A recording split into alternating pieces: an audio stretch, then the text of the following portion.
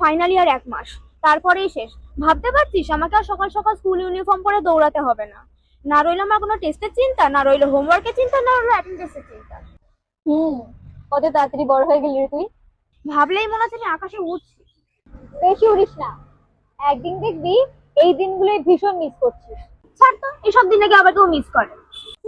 তুই আসলে আয়, নইলে আমি চললাম। শেষ দিন মানে শুধু গুড বাই নয়, এটা হলো গ্রো আপ আর হোল্ড অনের মাঝের সেই নরম মুহূর্ত। আজ হয়তো স্কুল শেষ, কিছুদিন পর কলেজ লাইফও শেষ হবে, কিন্তু থেকে যাবে শুধু স্মৃতিগুলোই। মানুষ গ্রাজুয়েট হয়, তবে স্মৃতি নয়।